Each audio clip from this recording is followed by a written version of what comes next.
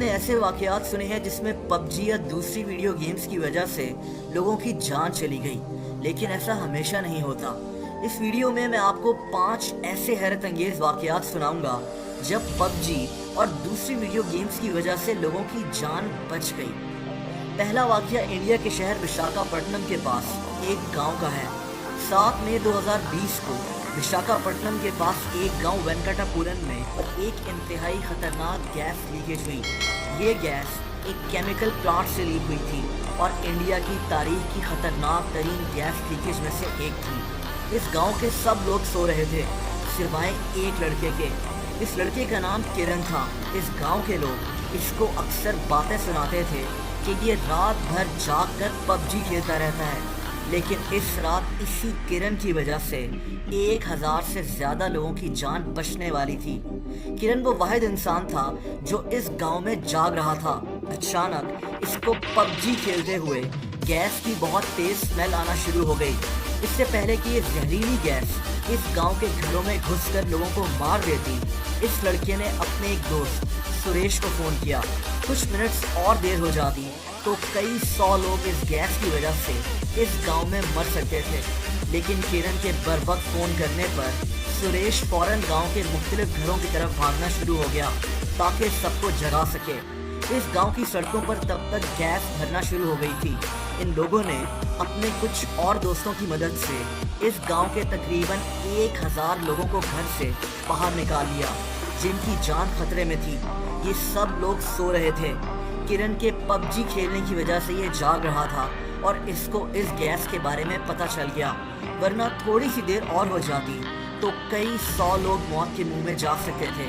इस वाक़ये को Visakhapatnam gas leakage कहते हैं। इससे 11 लोगों की मौत हो गई थी, लेकिन इस गांव के किसी भी फर्द को कोई नुकसान नहीं पहुंचा। ये सब किरण की वजह से हुआ था।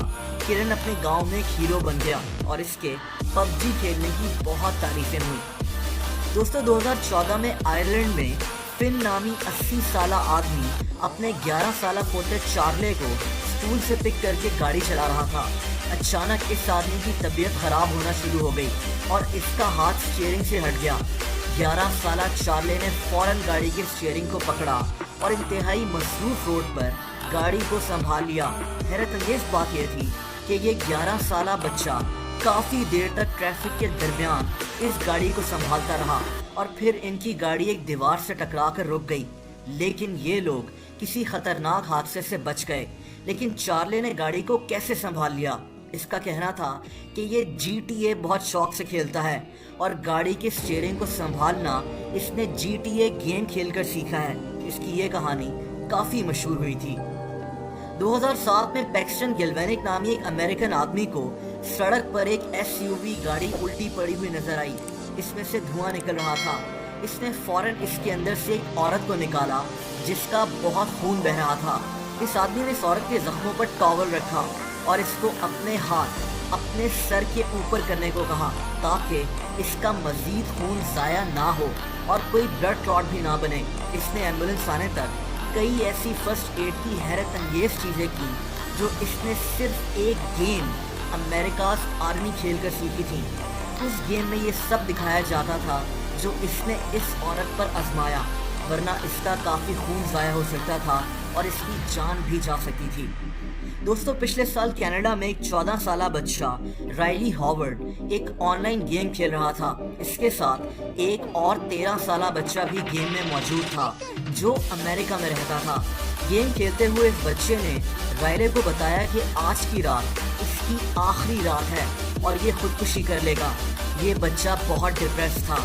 राइले को इस लड़के का नाम तक नहीं पता था, लेकिन इस 14 साल बच्चे ने अक्लमंदी दिखाते हुए फौरन अपने पेरेंट्स को बताया, जिन्होंने पुलिस को इत्तला दे दी।